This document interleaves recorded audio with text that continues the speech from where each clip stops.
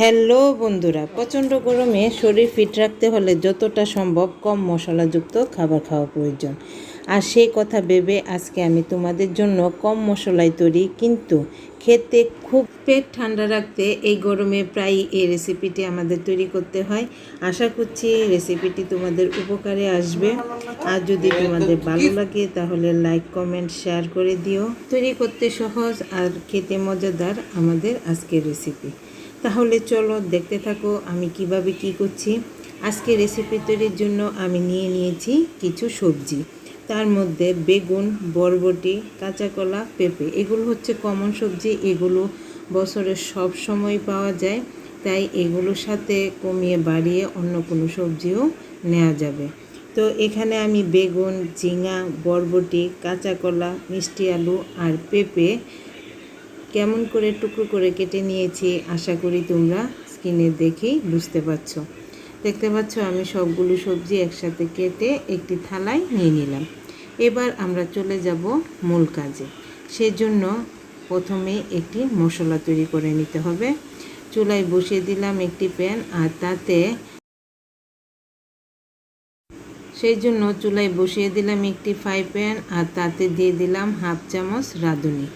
এই মশলাটা এবার আমি শুকনো খোলায় ভেজে নেব। এরপর চলে যাব পরবর্তী স্টেপে। সেই জন্য আমি এখানে নিয়েছি একটি মাছের মাথা আর লেজ। এই মাছের মাথা আর লেজটা খুব ভালো করে ধুয়ে নিয়েছি। এবার এতে দিয়ে দিব পরিমাণ মতো লবণ আর কিছুটা পরিমাণ হলুদ গুঁড়ো আর লবণ দিয়ে খুব ভালো করে মাছের মাথা আর লেজের সাথে মাখিয়ে নিব। আর তারপর প্যানে দিয়ে দিব পরিমাণ মতো তেলটা গরম হয়ে গেলে এই মাছের মাথা আর লেজটা দিয়ে খুব ভালো করে উলট পালট করে সব দিকে লাল লাল করে ভেজে নিব। এই শুক্তোর রেসিপিটি বিভিন্ন অঞ্চলে বিভিন্নভাবে তৈরি করে, তবে আমাদের অঞ্চলে যেভাবে তৈরি করে আজকে আমি সেটাই তোমাদের সাথে শেয়ার করব। তো আমার মাছের মাথা এবং লেজ খুব ভালো করে লাল লাল করে ভাজা হয়ে গেছে। এবার এগুলো আমি একটি প্লেটে তুলে রাখবো আর চলে যাব পরবর্তী প্রসেসে। সেই জন্য এখানে দেখো আমি নিয়েছি হাফ চামচ সরিষা ভেজে রাখা রাঁধুনি, আর নিয়ে নিব আদা। এবার এই সবগুলো মশলা আমি খুব ভালো করে বেটে নিব। তারপর চলে যাব মূল কাজে।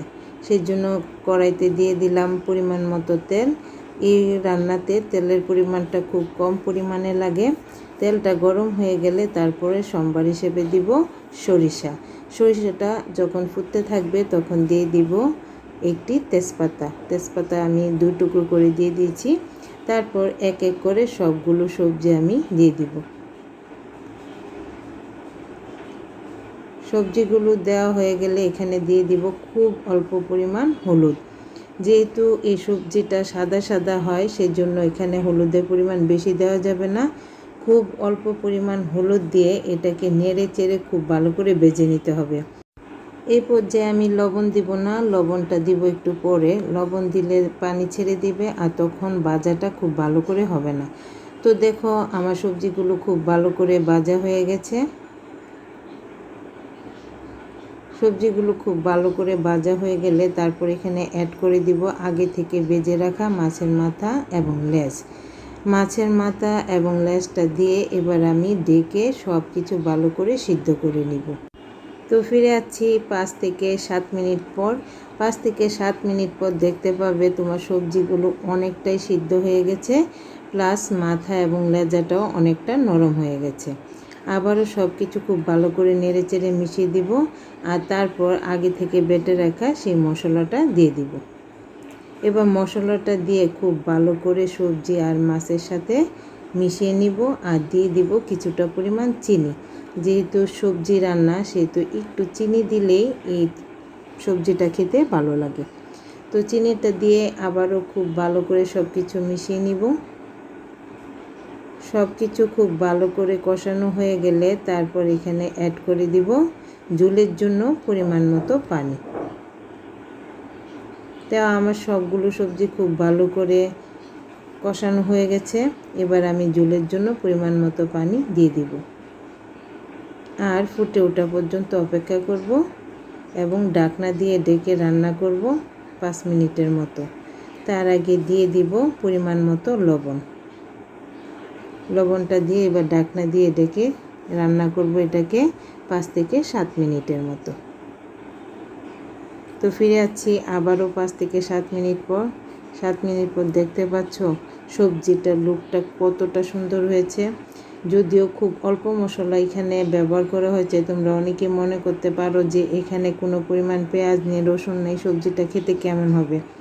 তোমরা একবার আমার কথাই সবজিটা বাসায় ট্রাই করে দেখো, তাহলে বুঝতে পারবে যে এর টেস্টটা কী। তবে এই রেসিপিটা প্রথম পাতেই খেতে হবে, অন্য যে কোনো পদ দিয়ে খাওয়ার আগে এই রেসিপিটা দিয়ে তোমার খাবারটা শুরু করতে হবে।